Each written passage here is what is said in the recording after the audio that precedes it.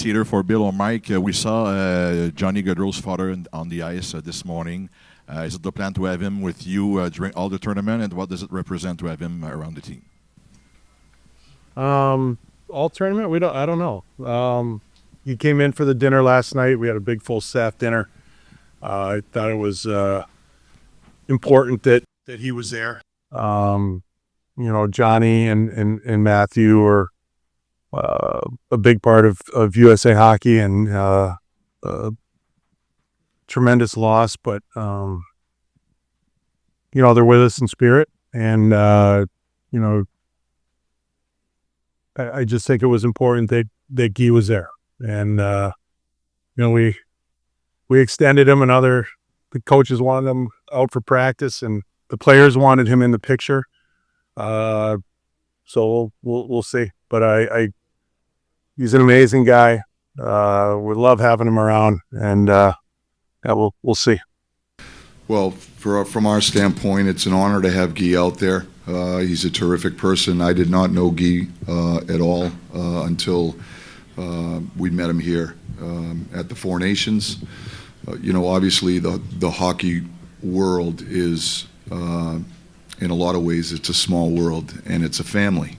And with respect to the United States hockey world, it's very much a family. And so all of us, feel a certain weight to support Guy and his family through a difficult time. His boys had such an impact on USA Hockey.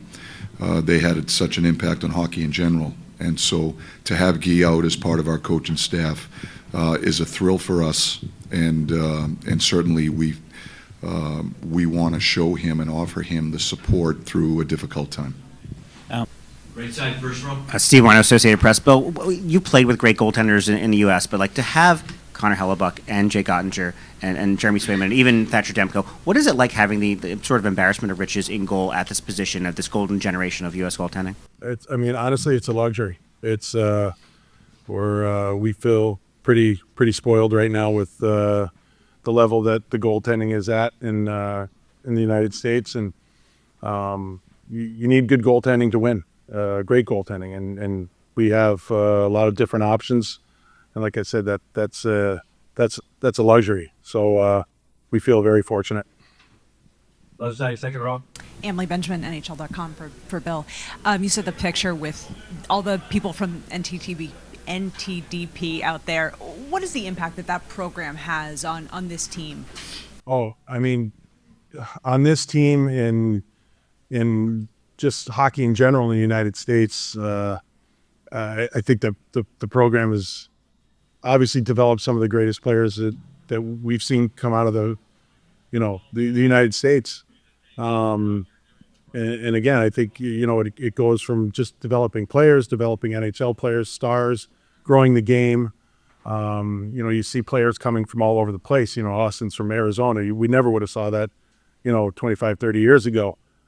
Kids coming from Texas, from Florida, from non-traditional hockey markets, and I think the program's had a huge effect on the popularity of the game.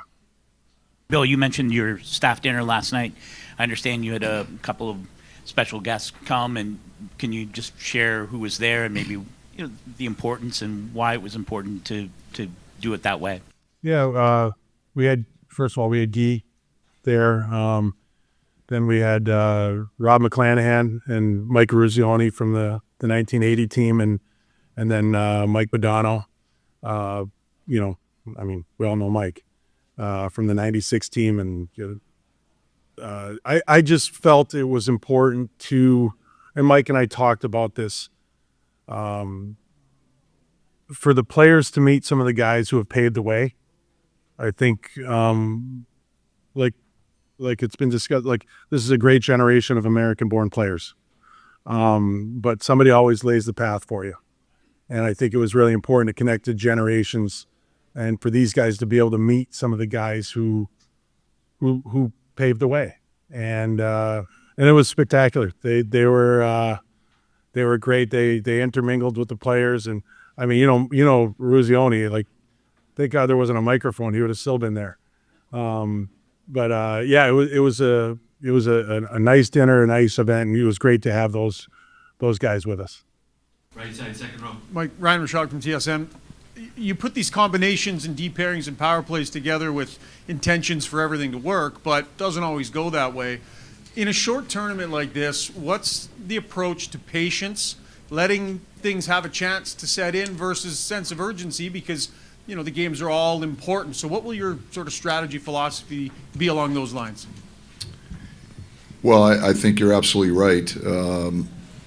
How you envision it sometimes on paper and what you think might make sense doesn't always play that way out in the practical environment. And, certainly that's been my experience of coaching in the NHL for a number of years. You don't really know until you see it on the ice. And so, we're going through a process right now with our guys. We put groups together, whether it be, line combinations, defense pairs, power play units, whatever it may be, with certain intentions, based on what we think are complementary skill sets and give us the best chance to win. Now we're going to sit and watch and see how it all evolves. I think that's the art of coaching. There's always going to be that line of patience and allowing players to work through things, but also when you need to step in and be proactive and affect some change. So, I think we have a coaching staff that has a fair amount of experience to draw on, and we will go through this process together. We'll watch, we'll see, and if we have to make adjustments or tweaks along the way, we'll try to do that. But at the end of the day, I think that for me is about a coach's instinct or a gut instinct or the art of coaching. Left side, second row. Bill, I'm watching your power play units, and Dylan Larkin's third in the league in power play goals. He's not on either one. It just speaks to your depth. Do you think this is the deepest the U.S. has been since at least '96? And Mike, how do you deal with that depth, right? You mentioned just in terms of sketching things out, how do you deal with the depth and use it to your advantage? Yeah, there's this is the tricky part. But we believe that we've got the right mix. Guys are they're buying into their roles. You can only have so many guys on a power play or a penalty kill, whatever it is. They're all used to, playing big minutes, big roles. But it's, like Mike used the term self-sacrifice the other day, and there are sacrifices that are going to have to be made. You're going to have to accept the role, do things that you're normally, not asked to do, and. But the depth of the team, that's where we are, and that's a good thing. From our standpoint, we had a certain objective in mind today in practice. There are certain guys that are going to be an integral part of the penalty kill. Larks is one of those guys. JT Miller's one of those guys. There's a few others. That's not to say that you won't see them on a power play. So, as Billy said, one of the challenges with these types of tournaments is you take, and we had this conversation with our team, is, all of these guys are the go-to guys in their respective NHL teams. Not everybody can play on the first power play. Not everybody can play on a power play. We need some guys that are going to have to be a big part of the penalty kill. We're going to have to manage minutes and define roles for everyone, so that we can come together as a team. And that's one of the biggest challenges of these types of tournaments. And we're going through that process right now. That was a conversation we had with our group. We'll continue to have that conversation with our group. But I think a big part of it is understanding that that we're all going to have to make some sacrifices here for the betterment of the team. And if that's the mindset that we have to take, we know we have capable guys at all kinds of positions. And what we're trying to figure out is how do we put the pieces together that give us the best chance to win. Right side, second row. Hey, David Amber with Sportsnet. Just wondering if you guys could put into words how you'd characterize the identity of this U.S. team, if you had to give it sort of like who you are. It could be for either of you. So I got asked this question recently. When you look at the group of players that we've assembled here, I don't think there's a game that this group's not capable of playing. They're a very capable group. I think we have size, we have speed, we have skill, and we have will. If I were to define the group that we have, that would be that would be the identity of this group. I think we have fierce competitors, first and foremost. But I think we have the ability to play a speed game. I think we have the ability to play a skilled game.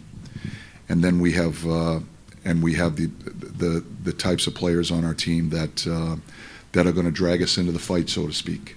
And so it's a very capable group. We're certainly excited about what we have.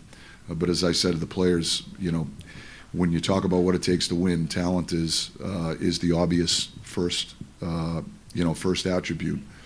Every dressing room that's up here can check that box. There's a lot of talent that's here on every team. It's going to take a team to win the game.